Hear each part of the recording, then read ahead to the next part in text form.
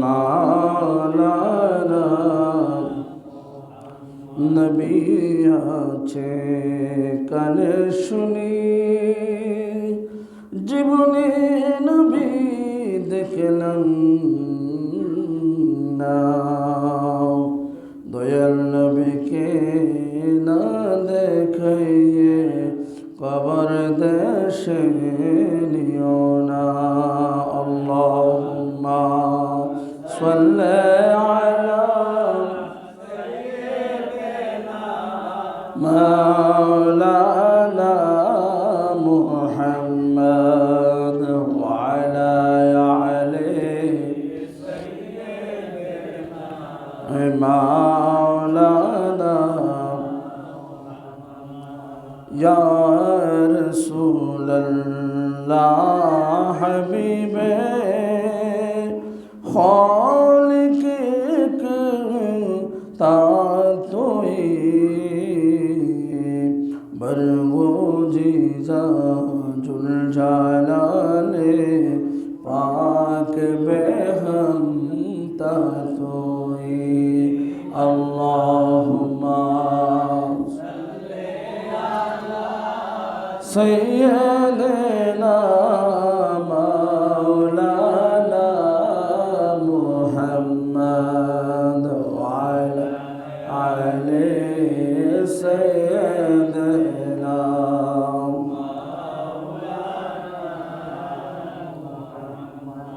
صلاة يا رسول الله عليكم سلام يا حبيب الله شد وجودش رحمة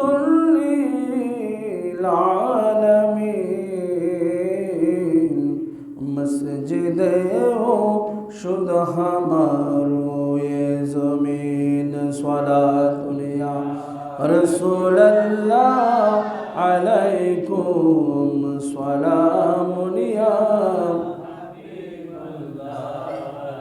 खुदा खुद है खरीदार मोहम्मद खुदा मिलता है बाजारे मोहम्मद सलातुल्लाह रसूलल्लाह अलैकुम सलामुल्लाह हबीबल्लाह आके अहमद नो फलक में राजियो अंबिया वो औलिया मोहताजियो सलातुल्लाह रसूलल्लाह अलैकुम सलामुल्लाह वमा अर्सलनाक इल्ला रहमतन लिल आलमीन मरहबा या मरहबा या मरहबा रहमतन लिल जलवा हो जलवाए नूरे खुदा जलवागर हो या मोहम्मद मुस्तफ़ा मरहबा या मरहबा या मरहबा रहमतल लिल जलवागर हो आए चिरागे कोहि तोर नसखे तौरत इंजिल व ज़बूर मरहबा या मरहबा या मरहबा रहमतुल लिल मरहबा या मरहबा या मरहबा रहमतल लिल মা বাবার কথা মতো যেজন চলে না মা বাবার কথা মতো যেজন চলে না আল্লাহ নবীজির দয়া তার পাবে না আল্লাহ নবী নবীজির দয়া, একটু মহব্বতে বলি, মা বাবার কথা মতো যেজন চলে না, মা বাবার কথা মতো যেজন চলে না, আল্লাহ নবীজির দয়া তার পাবে না, আল্লাহ নবীজির দয়া। মা বাবাকে দুঃখ দিলে নামাজ রোজা যায় বিফলে, মা বাবাকে দুঃখ দিলে নামাজ রোজা যায় বিফলে, মা বাবার কোলে যায় আঘাত দিলে খোদা সহে না, মায়ের কোলে যায় আঘাত দিলে খোদা সহে না, আল্লাহ নবীজির দয়া তার পাবে না, আল্লাহ নবীজির দয়া।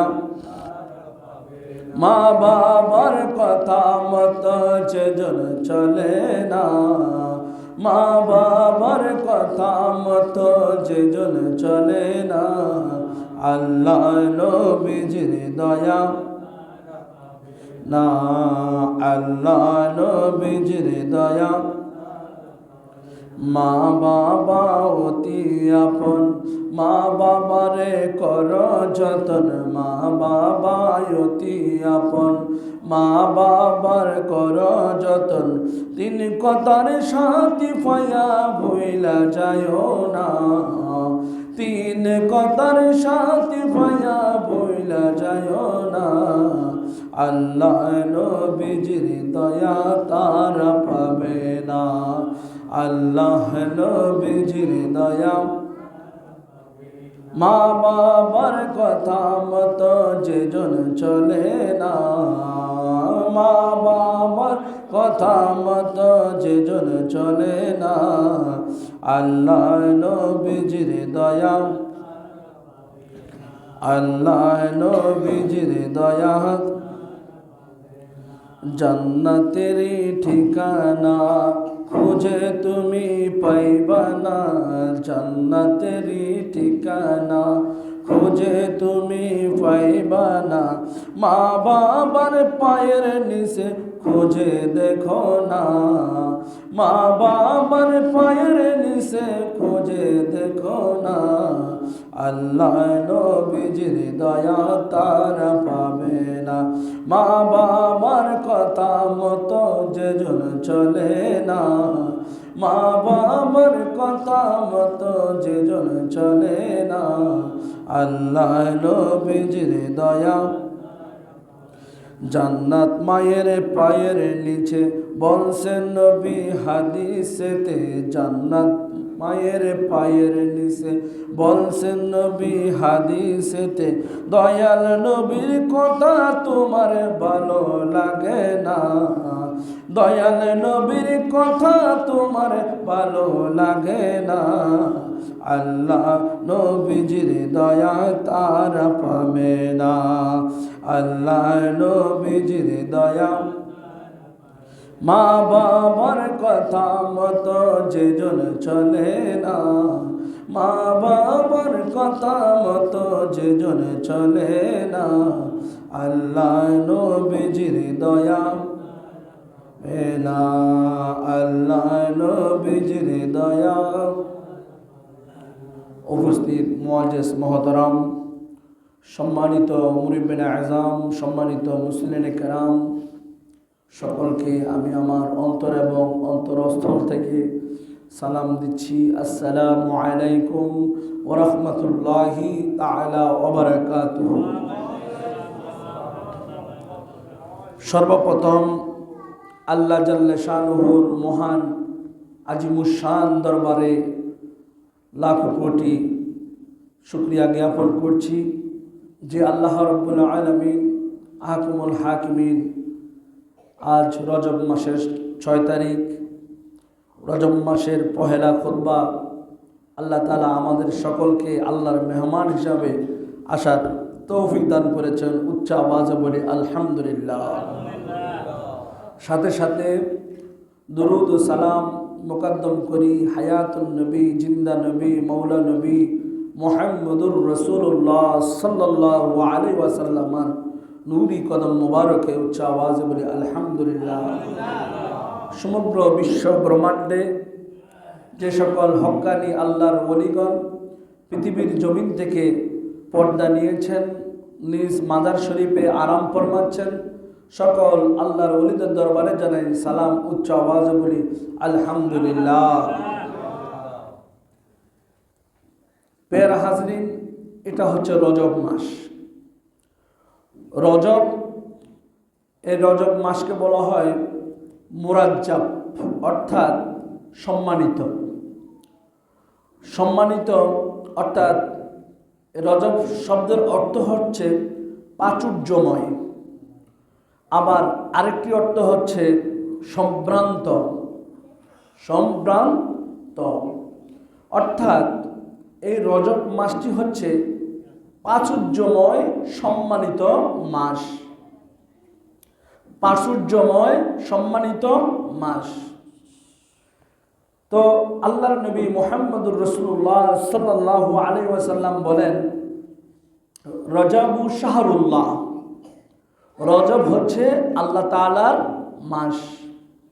শাবান শাহরি, শাবান হচ্ছে আমি নবীর মাস।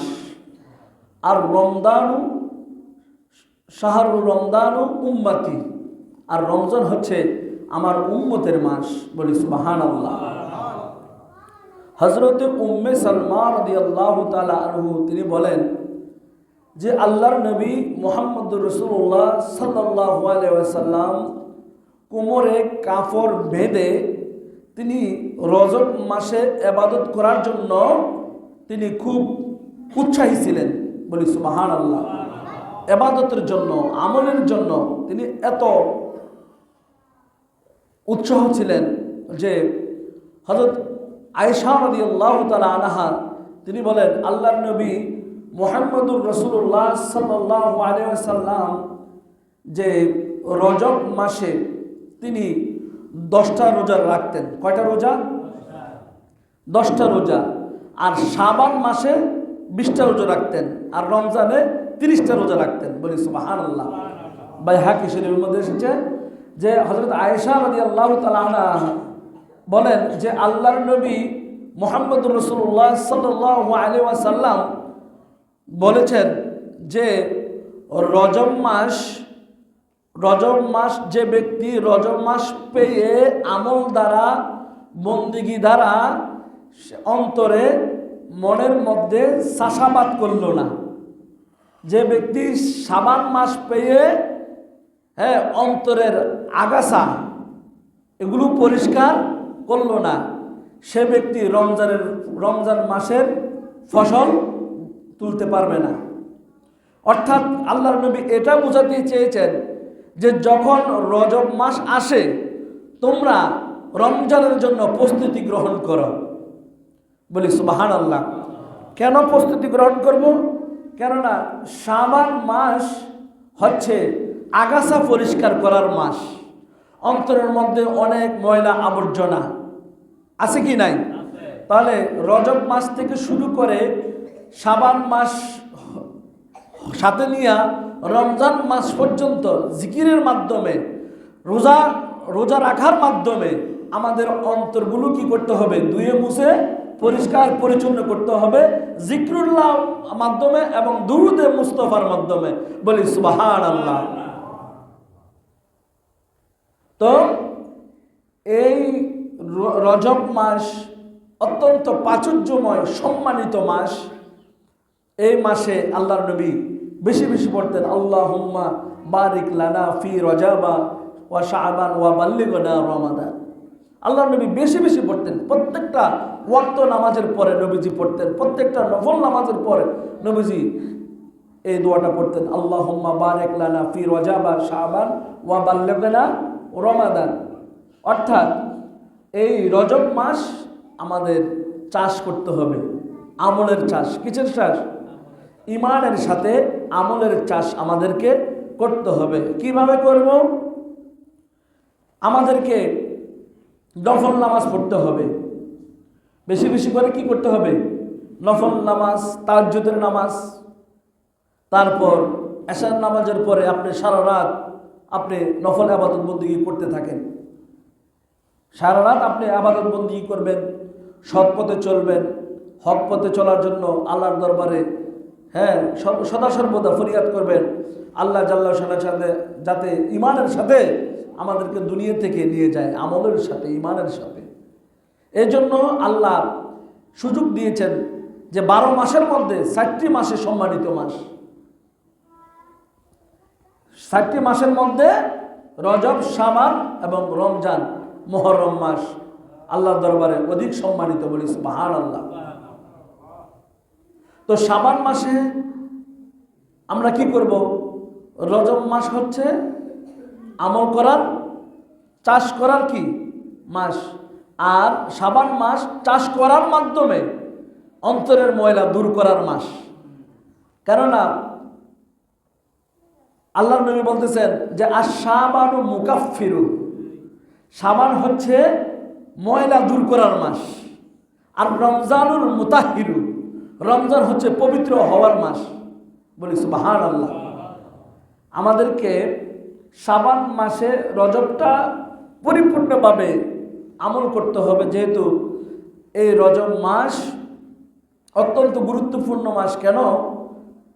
এই মাসের 6 তারিখ খাজা গরিবে নওয়াজ মঈনুদ্দিন চিশতি আজমেরি সঞ্জেরি রাদিয়াল্লাহু তাআলা আনহু দুনিয়া থেকে পর্দা নিয়েছেন, বেসাল হয়েছেন, আরাম ফরমাচ্ছেন আজকের এই দিনে।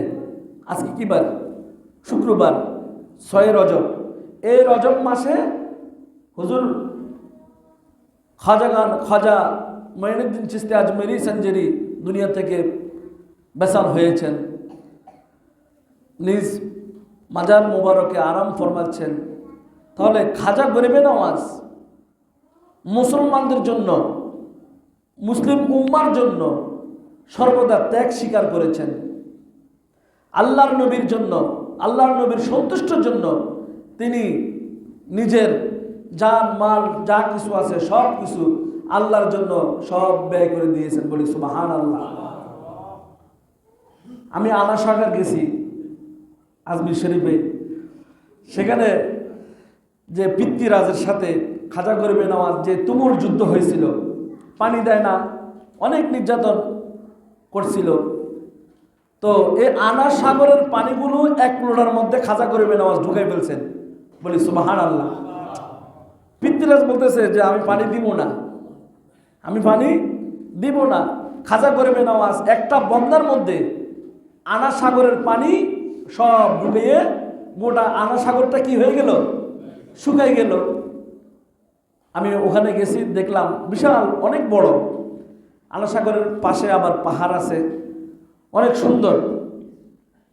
দেখেন খাজা গরিবে নওয়াজ আজমেরি সঞ্জেরি তিনার কুতুবউদ্দিন বখতিয়ার কাকি রহমতুল্লাহ আলাই। তো খাজা গরিবে নওয়াজ তো মানে চোখের পলকে তিনি মক্কা শরীফ যাইয়া হজ করতেন, চোখের পলকে গায়েব হয়ে যেতেন। চোখের পলকে তিনি মক্কা শরীফ যাই কি করতেন? হজ করতেন। কুতুবউদ্দিন বখতিয়ার কাকি তিনি বলতেছেন আপনি কিভাবে জান, একটু ওই ইয়েটা আমার একটু শিখান। তুমি কি হজ করবা? আমি হজ করবো। তাহলে তুমি চোখ বন্ধ করো। চোখ বন্ধ করার সাথে সাথে খাজা গরিবে নওয়াজ এবং কুতুবউদ্দিন বখতিয়ার কাকি সহ কাবা শরীফের মধ্যে যাইয়া তাওয়াফ করতেছে, বলি সুবহানাল্লাহ। আবার কাবা শরীফের মানুষ, আবার আজমির শরীফের মানুষ চিন্তিত, কিরে খাজা গরিবে নওয়াজ আমি এখন দেখলাম তিনি দরবারে, আবার উনি কাবা শরীফে আসলো কিভাবে? তো আনিসুল আরওয়া নামক কিতাবের মধ্যে স্পষ্ট লেখা আছে যে খাজা গরিবে নওয়াজ প্রতিটি মুহূর্তে তিনি আপনার কাবা শরীফ, বাইতুল্লাহ শরীফ হজ করে তিনি আবার আজমির শরীফ চলে আসতেন, বলি সুবহানাল্লাহ। আবার ফজরের নামাজের সময় ওনাকে সবাই দেখতেন। রাত্রের বেলায় কোথায়? বাইতুল্লাহ শরীফে, আর দিনের বেলায় আজমির শরীফে। তিনি পলকে তিনি চলে যেতেন, বলি সুবহানাল্লাহ। তো বখতিয়ার কাকি, কুতুবউদ্দিন বখতিয়ার কাকি তিনি বুঝতে পেরেছেন আসলে খাজা গরিবে নওয়াজ বিশাল এক জবরদস্তি কি আল্লাহর মহান ওলি, বলি সুবহানাল্লাহ। যিনি এই ভারতবর্ষের মধ্যে ইসলামকে দায়েম কায়েম করেছেন, ইসলামকে প্রতিষ্ঠিত করেছেন, ইসলামকে জিন্দা রেখেছেন, বলি সুবহানাল্লাহ। খাজা গরিবে নওয়াজ যদি ইসলাম প্রচার প্রসার না করতেন তাহলে ভারতবর্ষের মধ্যে কখনো মানুষ ইসলাম এটা বুঝতো না। সমস্ত ভারতবর্ষ ছিল হিন্দুদের দখলে। কাদের দখলে? অনেক ঘটনা হিন্দুদের দখলে। কিন্তু খাজা গরিবে নওয়াজ এই আজমির ভারতবর্ষে এসে তিনি চাষাবাদ শুরু করে দিলেন। কিসের চাষাবাদ? রেসালতের চাষাবাদ, বলি সুবহানাল্লাহ। আমার নবীজির আদর্শ তিনি প্রচার করলেন। আমার নবীজির আদর্শ প্রচারের মাধ্যমে 90 কোটি মুসলমান কি হলো? হিন্দু মুসলমান হয়ে গেল, বলি সুবহানাল্লাহ। তো এই যে আজ গোটা ভারতবর্ষ কিন্তু খাজা গরিবে নওয়াজের নামের উপরেই চলে। কি আপনারা কি বলেন? গোটা ভারতবর্ষ খাজা গরিবে নওয়াজের নামের উপর চলে না? সবাই দোহাই দেয় কে? খাজা গরিবে নওয়াজের দোহাই দেয়। হিন্দু বলেন, মুসলমান বলেন, খ্রিস্টান বলেন, সবাই খাজা গরিবে নওয়াজের দোহাই দিয়া চলে, খাজা গরিবে নওয়াজের উসিলা দিয়া চলে। তো আমরা বাঙালিরা যারা আছি আমরা তো খাজা বাবার বলি, খাজা বাবার এখানে গাঁজা খায়। আমরা ওই আল্লাহ একটা দুইটা ঠোঁট দিছে, হ্যাঁ জবান দিছে, আমরা এই জবান দিয়া যেমনে পারি তেমনে বলি। খাজা বাবার দরবারে কখনো গাঁজা চলে না, আমি নিজে দেখে আসছি। যারা বলে খাজা বাবার দরবারে গাঁজা খায়, হ্যাঁ আসলে তারা নিজেরাই গাঁজার ব্যবসা করে। ঠিক কি না? কেননা তারা গাঁজার ব্যবসা করে বলেই খাজা বাবার নাম বদনামি করে। খাজা বাবার কিছু আসা যায় না। খাজা বাবার বদনামি করলে খাজা বাবার কিছু হবে? কিছু হবে না। যে বদনামি করতেছে তারই ক্ষতি হচ্ছে। ঠিক কি না? তো আমি সেদিকে যাচ্ছি না। যে আমরা চেষ্টা করতে হবে যে খাজা বাবার উসিলা দিয়ে আপনি আল্লাহর কাছে চাইবেন, আল্লাহ আপনার দিলের মনের বাসনা কবুল করবে। কথা কি বুঝতে পেরেছেন? খাজা বাবার দোহাই দিয়া আল্লাহর কাছে চাইবেন, গৌসে পাক আব্দুল কাদের জিলানীর দোহাই দিয়া আল্লাহর কাছে চাইবেন। যারা আমাদের দেশে মুসলমান ছদ্মবেশে আছে কিন্তু ওদেরকে তো মুসলমানও বলা যায় না, যারা ওলি আল্লাহ মানে না ওদেরকে মুসলমান বলা যায়? কখনো না, কখনো না। ওদেরকে মুসলমানের ম বলা যাবে না। ওরা মুসলমানিত্ব নাই। কেননা যারা অলি আল্লাহকে স্বীকার করে না, অলি আল্লাহর বেলায়েতকে বিশ্বাস করে না, তারা কিসের মুসলমান? দেখেন আমাদের চাইতে কিন্তু হিন্দুস্তান মুসলমানরা অনেক মজবুত। আমাদের দেশে বিভিন্ন অলি আল্লাহর কথা কম বলে। আজমির শরীফে দেখবেন প্রতিটি মসজিদে মসজিদে আজকের এই দিনে খাজা বাবার, শুধু খাজা বাবার কি চলতেছে? গুণগান চলতেছে। সারা ভারতবর্ষে দেখবেন। বাংলাদেশে কিছু মসজিদে হয়, কিছু মসজিদে হয় না। কিন্তু ভারতবর্ষে প্রত্যেকটা মসজিদে দেখবেন খাজা বাবার গুণগান। যারা দেওবন্দ পড়ছে, দেওবন্দ লেখাপড়া করছে, হেদের আলেমরা পর্যন্ত খাজা বাবারকে স্বীকার করে, বলি সুবহানাল্লাহ।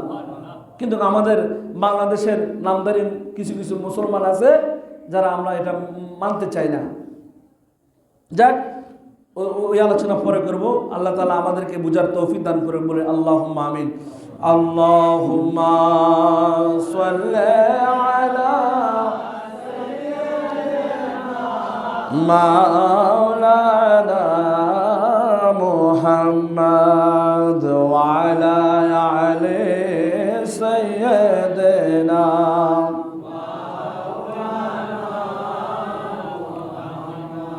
وَقَضَى رَبُّكَ أَلَّا تَعْبُدُوا إِلَّا إِيَّاهُ وَبِالْوَالِدَيْنِ إِحْسَانًا।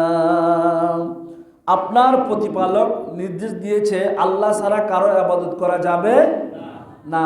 ইবাদত করতে হবে কার? একমাত্র আল্লাহ। এবং সাথে সাথে মা বাবার সাথে কি করতে হবে? সদ্য ব্যবহার করতে হবে। মা বাবার সাথে বেয়াদবি চলবে না। আমাদের দেশে আমাদের সময় আমরা দেখেছি, আমরা মা বাবাকে অনেক মান্য করলাম, ধমককে বেশি ভয় পাইতাম। আর এখনকার বর্তমান সময়ে ধমক তো দূরের কথা, আমাকে মোটরসাইকেল কিনে দাও, আমাকে কি দাও? মোবাইল দাও, যেগুলা খারাপ হবে, যুব সমাজ নষ্ট হবে। কিন্তু হয়ে গেছে এটা সম্পূর্ণভাবে বিপরীত হয়ে গেল। ঠিক কি না? এই জন্য মা বাবা বড় নিয়ামত। মা বাবা কি? সন্তান বুঝতে হবে যে মা বাবা থাকতে মা বাবার মর্যাদা যদি না দেয় তাহলে সে পরবর্তীতে অনেক কষ্ট পাবে। পৃথিবীর মধ্যে যদি ভ্রমণ করে দেখুন, অনেক মানুষ পিতামাতার সাথে বেয়াদবি করার কারণে ধ্বংস হয়েছে, ঠিক কি না? কেননা মা বাবা হচ্ছে বড় নিয়ামত, বরকত। মা বাবা থেকে দোয়া নিতে হবে। কি নিতে হবে? দোয়া নিতে হবে। আল্লাহর নবী মুহাম্মদুর রাসূলুল্লাহ সাল্লাল্লাহু আলাইহি ওয়াসাল্লামের দরবারে এক ব্যক্তি এসে জিজ্ঞাসা করলো, ইয়া রাসূলুল্লাহ, আল্লাহর পরে কার স্থান? আমার নবী বলেন, আল্লাহর পরে মার স্থান। আবার বললেন, ইয়া রাসূলুল্লাহ, তারপর কার স্থান? নবীজি বললেন, মার স্থান। আবার বললেন, কার স্থান? তারপর বলেন মার স্থান। তারপরে আবার বললেন কার স্থান? তারপর বললেন বাবার স্থান। বলি সুবহানাল্লাহ। মার কথা কয়বার? বাবার কথা কয়বার? একবার। তো মা বাবা দুজনেই ইম্পর্টেন্ট। মা বাবা দুজনেই কি গুরুত্বপূর্ণ। তারপর বাবার সাথে মায়ের গুরুত্ব কেন?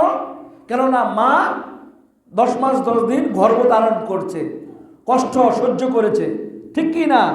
শীতকালে বাচ্চা প্রস্রাব করে দিয়েছে, বাচ্চাকে শুকনো জায়গায় দিয়া মা প্রস্রাবের মধ্যে শুয়ে থাকছে সারা রাত। এর জন্য মায়ের মর্তবা, মায়ের মর্যাদা অনেক বেশি দিয়েছেন আমার আল্লাহ। বলি সুবহানাল্লাহ। আল্লাহর নবী মুহাম্মদুর রাসূলুল্লাহ সাল্লাল্লাহু আলাইহি ওয়াসাল্লাম যখন প্রথম সিঁড়িতে উঠলেন, আল্লাহর নবী বললেন আমিন। দ্বিতীয় সিঁড়িতে যখন উঠলেন, আল্লাহর নবী বললেন আমিন। তৃতীয় সিঁড়িতে যখন আল্লাহর নবী উঠলেন, নবীজি বললেন আমিন। সাহাবায়ে কেরাম জিজ্ঞাসা করলেন, ইয়া রাসূলুল্লাহ, অন্যান্য জুমার নামাজের সময় তো আপনাকে এরকম দেখিনি, আজকের এই জুমার মধ্যে আমি আপনাকে ব্যতিক্রম দেখলাম। আপনি প্রথম সিঁড়িতে যখন উঠলেন তখন বললেন আমিন আমিন।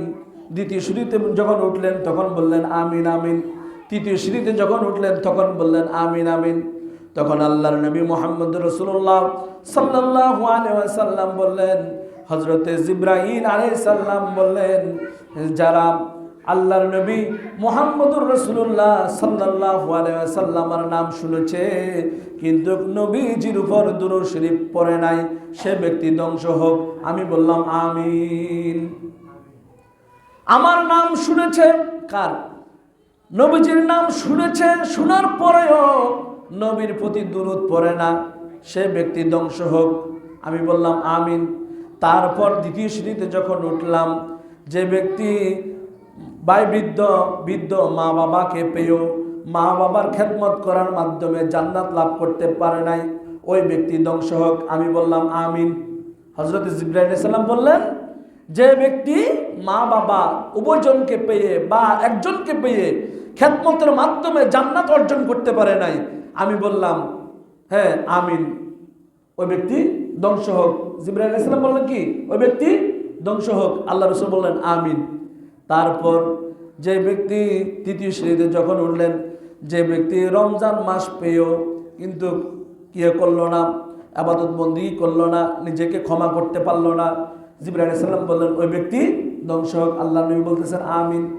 আল্লাহ নবী বলতেছেন কি? আমিন। তাহলে আমাদেরকে বুঝতে হবে, দেখেন মায়ের কত মর্যাদা।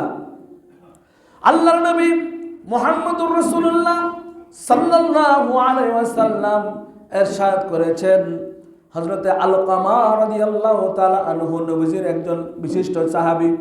আলকামা রাদিয়াল্লাহু তাআলা আনহুর জবান থেকে তিনি অসুস্থ, তার জবান থেকে কলমা বের হচ্ছে না।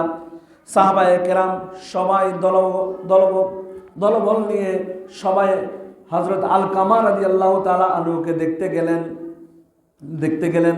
দেখার পর দেখতেছেন তিনি অনেক অসুস্থ, তার জবান থেকে কলমা বের হচ্ছে না। তারপর গিয়েছেন নবীর কাছে, ইয়া রাসূলুল্লাহ, আলকামাকে দেখলাম অনেক অসুস্থ, তার জবান থেকে কলমা বের হচ্ছে না।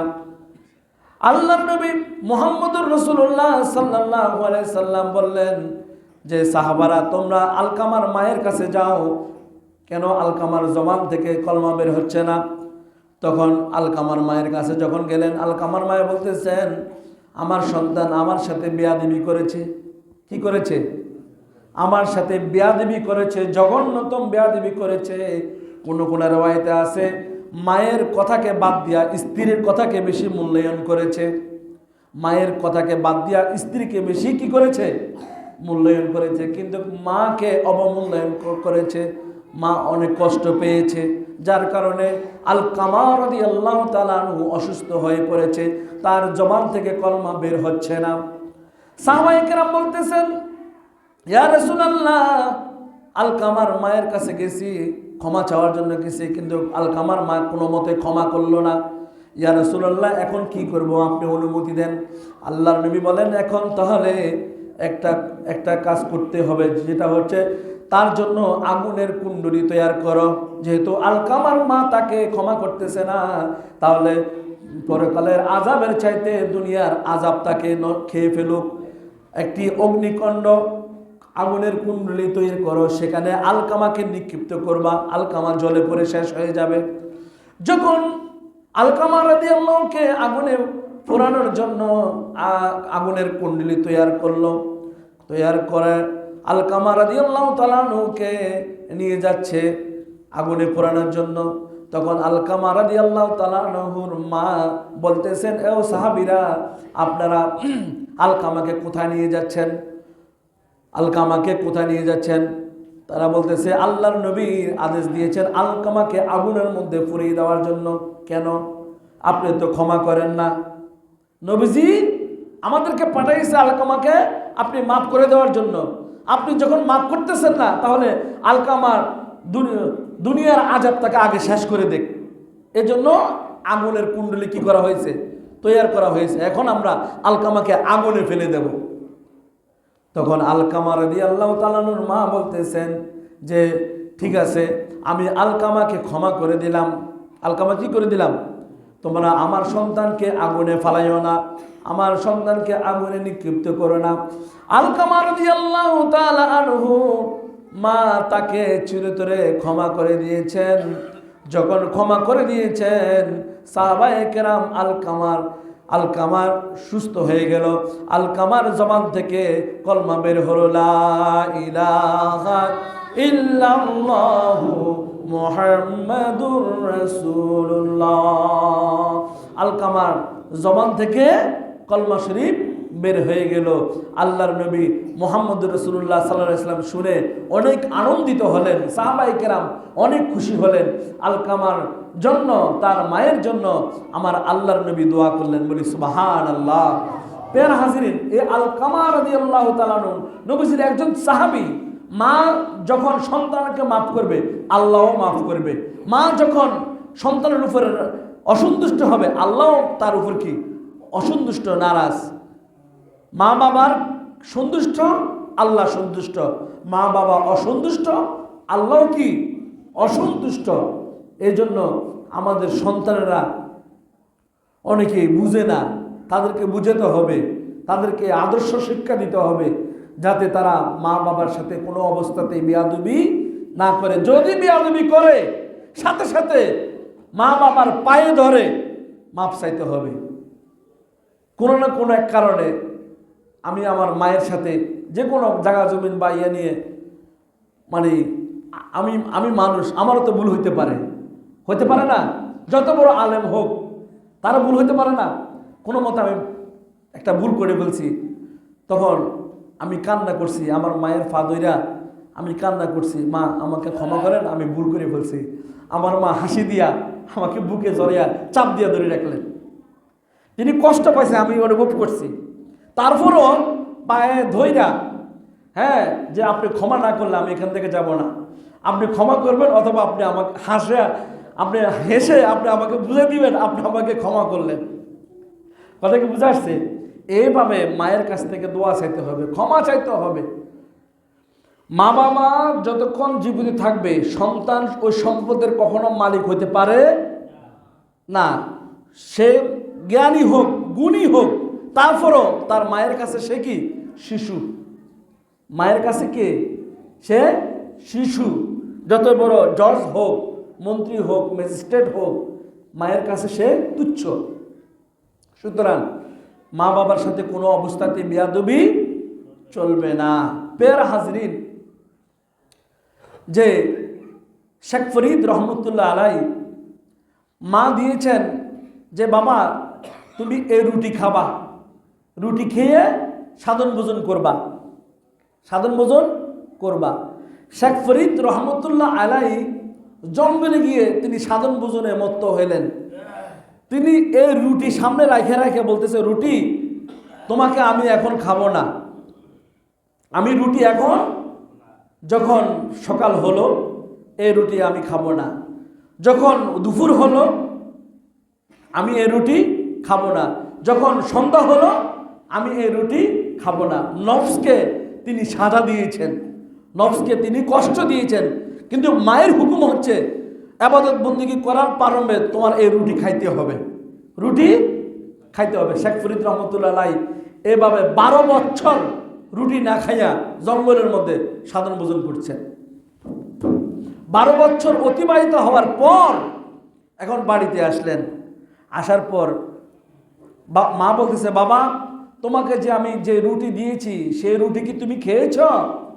মা আমি রুটি খাই নাই, আমি নফসকে ধোঁকা দিয়েছি, আমি নফসকে রুটি খাবো বলে আমি নফসকে ধোঁকা দিয়েছি। কেননা আমি যদি রুটি খাই তাহলে আমার ভিতরে অলসতা আসবে, আমার ভিতরে কি আসবে? অলসতা আসবে। আল্লাহর ইবাদত বন্দেগীর মধ্যে রিয়াজত করতে, সাধন ভোজন করতে আমার সাধন নষ্ট হয়ে যাবে, এজন্য আমি রুটি খাই না। মা বলতেছে, বাবা তোমার সাধন ভোজন আল্লাহ কবুল করবে না। কি তোমার সাধন ভোজন? তো মার হুকুম বড় না, তোমার সাধন ভোজন আল্লাহ কবুল করবে না। যাও আবার 12 বছরের জন্য তুমি জঙ্গলে যাই আবার ইবাদত বন্দেগী লিপ্ত থাকো। এখন 12 বছরের জন্য আবার গেল, গিয়ে এখন রুটি সাবজেক্ট তো বাদ, 12 বছর গেল গা। এখন ইবাদত বন্দেগী করতে করতে করতে খিদা লাগলো। এখন সে কি করলো, গাছের পাতা আছে না, গাছের পাতা, কাঁচা পাতা টান দিয়ে ছিঁড়া খাইলো। এভাবে 12 বছর খাইছে গাছের পাতা। ক বছর? এখন 12 বছর অতিবাহিত হওয়ার পর বাড়িতে যখন গেল, মা বলতেছে, বাবা তুমি কি খাইয়া 12 বছর ইবাদত করছো? তখন শেখ ফরিদ রহমতুল্লাহ বললেন যে মা আমি গাছের লতা পাতা খেয়ে আমি ইবাদত বন্দেগী করছি। তো মা বলল যে বাবা তুমি আমার সামনে আসো তো। আসলেন, আসার পরে তোমার মাথাটা এদিকে দাও তো। এখন মাথার চুল ধরে মা টান দিলেন। এখন শেখ ফরিদ বলতেছেন, মা মা ব্যথা পাচ্ছি, ব্যথা পাচ্ছি, আম্মা আমি ব্যথা পাচ্ছি, এত জোরে টান দিও না। তখন শেখ ফরিদ রহমতুল্লাহ আলাইয়ের মা তাকে বলেন যে বাবা তুমি যে গাছের পাতা টান দিছ, এই গাছও চিৎকার করছে, গাছ তসবিহ পড়তেছে, ইবাদত বন্দেগী করতেছে আল্লাহর। যে তুমি গাছের পাতা টান দিয়ে ছিঁড়ে খেয়েছ, এই গাছও চিৎকার করছে, তুমি যেভাবে চিৎকার করলা, তোমার সাধন ভোজন ইবাদত বন্দেগী কোনো কিছু হয় নাই। আবার 12 বছর যাও, 12 বছরের জন্য তুমি জঙ্গলে যাও। এখন 12 বছরের জন্য জঙ্গলে গেল ইবাদত বন্দেগী করতে করতে শেষ পর্যায়ে কি করলো, রুটি খাইলাম, মা বলতেছে ইবাদত বন্দেগী সাধন ভোজন কবুল হয় নাই। গাছের পাতা খাইলাম, মায়ে বলতেছে ইবাদত বন্দেগী হয় নাই বলে সাধন ভোজন হয় নাই। এখন শেখ ফরিদ রহমতুল্লাহ সিদ্ধান্ত নিলেন যে গাছের মধ্যে 2টা পা কেসকি দিয়া মাথার নিচে রেখা 12 বছর কাটাই দিবে। কয়টা বছর? মানে রশি দিয়া পা 2টাকে এমনভাবে বাঁধলেন, এভাবে 12 বছর তিনি গাছের মধ্যে মাথা নিচে দিয়া পা উপরে দিয়া 12 বছর কেটে গেল। এখন শেখ ফরিদ রহমতুল্লাহ আলাইহির উপর পরীক্ষা। হযরত জিবরাইল আলাইহিস সালাম কাক শুরুতে আসলেন। কি শুরুতে? কাক শুরুতে। এখন জিবরাইল আলাইহিস সালাম আয়সা বললেন যে আমি মাংস খাবো। তখন শেখ ফরিদ রহমতুল্লাহ বলতেছেন আমার শরীরের মাংস যা আছে আপনি সব খেয়ে নেন, এটা আল্লাহর পরীক্ষা। এখন ওই কাক বলতেছে যে আপনার সমস্ত শরীর তো লোহার মতো শক্ত হয়ে গেল, 12টা বছর রৌদ্রে শুকাইছেন, বৃষ্টিতে ভিজছেন, আপনার সমস্ত শরীরের গোশত লোহার মতো শক্ত, যেখানে আমি কামড় দিই সেখানেই শক্ত। সেখানে কি শক্ত। এখন আপনার হাতের মধ্যে কামড় দিতেছে, এখানে লোহার মতো শক্ত, পিঠের মধ্যে দিচ্ছে, সেখানে লোহার মতো শক্ত। এখন কাক বলতেছে আমি তো আপনার গোশত খাইতে পারতেছি না, এখন কি করব? কয় আমার শরীরের মধ্যে নরম জিনিস আছে, সেটা হলো চোখ। সেটা কি? চোখ। এখন প্রথমে ডান চক্ষু কামড় দিয়ে খেলেন, তারপর বাম চক্ষু কামড় দিয়ে খেয়ে ফেললেন। এখন শেখ ফরিদ রহমতুল্লাহ অন্ধ হয়ে গেলেন না? অন্ধ হয়ে শেখ ফরিদ রহমতুল্লাহ বাড়িতে গেলেন।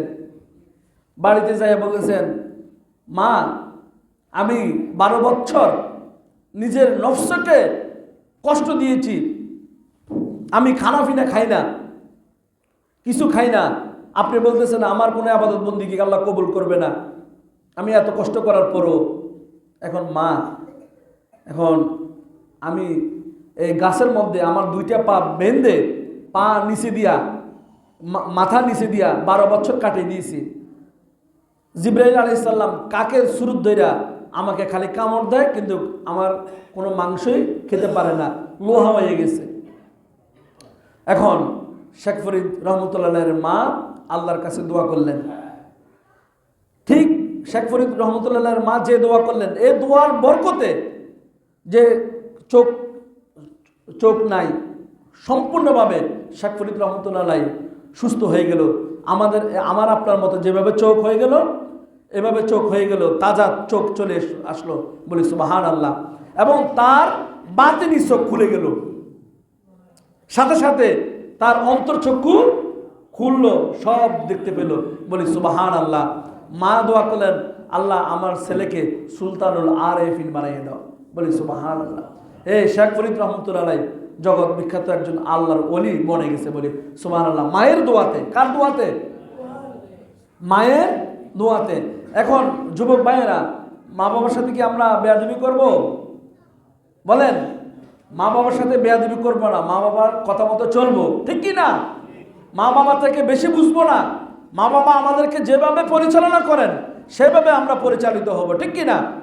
তিনারা যেমনি বলেন তেমনি শোনার জন্য চেষ্টা করব। কেননা যাদের মা নাই, যাদের বাবা নাই, তারা অক্ষর করে বুঝে মা বাবার না থাকার কত যন্ত্রণা, ঠিক কি না?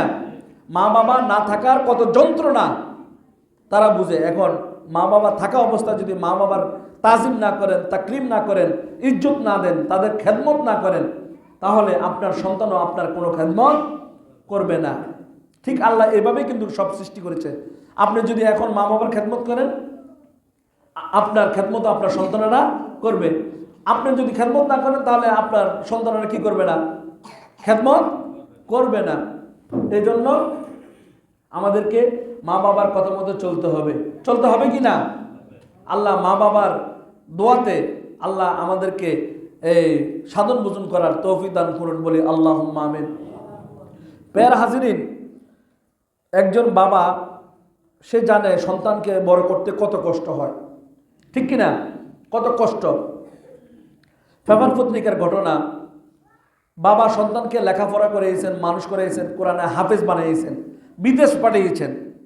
বিদেশ থেকে আসার পর জমি জমা নিয়া, সংসার নিয়া, যে কোনো কারণে বাবার সাথে একটু দূরত্ব। এখন সন্তান কি করছে? তার বাবাকে, তার বাবার গালের মধ্যে একটা থাপ্পড় দিল। তাকে হাফেজ বানাইছে, তাকে আলেম বানাইছে। সে কি করলো? বাবার গালে কি করলো? থাপ্পড় দিল। শেষ পর্যায়ে এত জিদ উঠছে তার, বাবার শরীর থেকে তার বাবার মাথাকে এক টুকরা করলো। মানে আমাদের দেশে আপনার খেজুর গাছ চলে এরকম ধারালো ছুরি আছে না, এই ছুরি দিয়া বাবার মাথা কেটে ফেললো এক কোবে, বলি নাউজুবিল্লাহ। এক কোবে মাথা ফালাই দিল। তো এই যে বাবা এত কষ্ট করে লেখাপড়া করছে, কিন্তু দেখা যাচ্ছে সম্পদের জন্য, অর্থকড়ির জন্য, স্বার্থ নষ্ট হয়। এই জন্য কি বাবার কল্লা ফালাই দিতে পারে? জবাই করে দিতে পারে এভাবে? আল্লাহ এই সমস্ত দুর্লভ চিত্র আল্লাহ আমাদেরকে না দেখাক, বলি আল্লাহুম্মা আমিন। আমাদের দেশে এরকম ঘটনা ঘটে কি ঘটে না? এই জন্য আমাদেরকে ইবাদত বন্দেগীর মধ্যে থাকতে হবে সদা সর্বদা। মুসলমান যদি 5 ওয়াক্ত নামাজ আদায় করে, ওই মুসলমানের ভিতরে কখনো হিংসা জন্মাবে না। জন্মাবে? মুসলমান যদি 5 ওয়াক্ত নামাজ ইখলাসের সাথে, ইত্তেবার সাথে, তাকওয়ার সাথে যদি পড়ে, ওই মুসলমানের ভিতরে কখনো হিংসা জন্মাবে না। এই জন্য আমরা নামাজ পড়ি না, মসজিদ থেকে দূরে, যার কারণে আমাদেরকে শয়তানে কি দেয়? ওয়াসওয়াসা দেয়। শয়তানে আমাদেরকে কুমন্ত্রণা দেয়, আজকে এটা করো, কালকে এটা করো। 5 ওয়াক্ত নামাজের মধ্যে যখন আপনি দায়েম কায়েম থাকবেন, এই 5 ওয়াক্ত নামাজের মধ্যে আল্লাহর রহমত বর্ষিত হবে। কি হবে? রহমত বর্ষিত হবে। এই জন্য আল্লাহ তাআলা আমাদেরকে সদা সর্বদা মা বাবার সাথে আদব সহকারে কথা বলার তৌফিক দান করে বলি আমিন। মা বাবার সাথে সুন্দরভাবে কথা বলতে হবে। মা বাবার সাথে উচ্চবাচ্য করে কথা বলা যাবে না। হ্যাঁ, উফ একটা শব্দ কোরআনে উল্লেখ আছে যে ফালা তাকুল্লাহুমা উফিন ওয়ালা তানহারহুমা, যে তাদের সাথে ধমক দিয়ে কথা বলবে না। ধমক দিয়ে যখন কথা বলবে, তারা যখন উফ শব্দটা বলবে, তখন আল্লাহর আরশ আজিম কেঁপে যায়। কথা কি বুঝতে পেরেছেন? আল্লাহর আরশ আজিম যখন কম্পমান হয়, তখন এই সন্তানের উপরে আল্লাহর লানত বর্ষিত হয়। বলে নাউজুবিল্লাহ। যখন মা বাবা উফ শব্দটা বলবে। এই জন্য যাদের মা বাবা বৃদ্ধ, বাবা বৃদ্ধ, মা বৃদ্ধ, ওষুধপত্র ঠিকমতো আছে কিনা, তাদের শীতের কাপড় আছে কিনা, হ্যাঁ, টাকা পয়সা আছে কিনা, বা দৈনন্দিন তারা চলাফেরা করতে পারে কিনা, তাদের পকেটে টাকা পয়সা না থাকলে পকেটে ঢুকাই দিবেন। হ্যাঁ, 500 টাকা পকেটে দিয়ে দিবেন বাবার পকেটে। মাকে বলবেন, মা আপনার কাছে টাকা আছে কিনা? হ্যাঁ, আপনার তো মেয়ের বাড়িতে যান, নাই নাতকুর জন্য কিছু কিনেন, তাহলে মার কাছে 500 টাকা দিবেন আপনার তৌফিক অনুসারে। এইভাবে দোয়া আদায় করবেন। এইভাবে মা বাবার কাছ থেকে কি নেবেন? দোয়া নেবেন। কেননা মা বাবার কাছ থেকে যখন আপনি দোয়া নেবেন, মা বাবার দোয়াতেই আপনি আল্লাহর ওলি হবেন। যেভাবে বাজিদ বুস্তামি রহমতুল্লাহ আলাইহি আল্লাহর ওলি হয়েছেন, বলি সুবহানাল্লাহ। যদি আপনি মা বাবাকে খেদমতে আঞ্জাম দিতে পারেন। আল্লাহর নবী বারবার বলতেছেন যে তোমরা জুমার নামাজের পরে কবর জিয়ারত করো। কে বলতেছেন? আল্লাহর নবী। মা বাবার কবর, আত্মীয় স্বজনের কবর জিয়ারত করো, পাড়া প্রতিবেশীর কবর জিয়ারত করো প্রতি জুমার নামাজের পর। আমরা কি সেই আমল করি? আমাদেরকে করতে হবে বাবা। একজনের দোষ আরেকজনের ঘাড়ে দেওয়া যাবে না। নিজকে নিয়ে একটু চিন্তা করেন যে আসলে দোষী আমি, অমুককে দোষী করা, হ্যাঁ, এটা ঠিক না। নিজেকে দোষ সাব্যস্ত করতে হবে, দোষ আমার। আপনি যদি ক্যালকুলেটর করেন যে সকাল থেকে সন্ধ্যা পর্যন্ত আমি কয়টা ভালো কাজ করলাম, কয়টা নেকের কাজ করলাম, এগুলো যদি সন্ধ্যাবেলা হিসাব করেন, হ্যাঁ, রেজাল্ট বের হয়ে যাবে আমি কি ভালো করলাম না খারাপ করলাম। নিজের বিচারটা আগে দিতে হবে। পরের বিচার, পরের দোষ ত্রুটি খোঁজার দরকার নাই। আগে নিজে পরিষ্কার হন। এই রজব মাসটা হচ্ছে আমল করার মাস, চাষাবাদ করার মাস। এই মাসে আপনি চাষাবাদ করবেন। আর শাবান মাসে চাষাবাদ করার মাধ্যমে আপনার অন্তরের ময়লাগুলো দূর করবেন। কেননা রাজাবু আর শাহরু রজবু কার? রজব হচ্ছে আল্লাহর মাস। কার মাস? আর শাবানু শাহরি, শাবান আমি নবীর মাস, আর রমজান হচ্ছে আমার উম্মতের মাস। এজন্য রমজানের প্রস্তুতি আমাদেরকে সবাই নিতে হবে। আল্লাহ রসুল, অনেকে শেষে আসছেন, আমি বলতেছি, আল্লাহ রসুল রজব মাসে 10টি রোজা রাখতেন, শাবান মাসে 20টি রোজা রাখতেন, রমজান মাসে 30টি রোজা রাখতেন। আমাদেরকে রোজা রাখতে হবে। শাবান মাসে, রজব মাসে রোজা রাখবেন, শাবান মাসে রোজা রাখবেন, নফল ইবাদত বন্দেগী করবেন, হ্যাঁ, তাহাজ্জুদের নামাজ পড়বেন, দুরূদ শরীফ পড়বেন, আল্লাহর নবীর জিকির করবেন।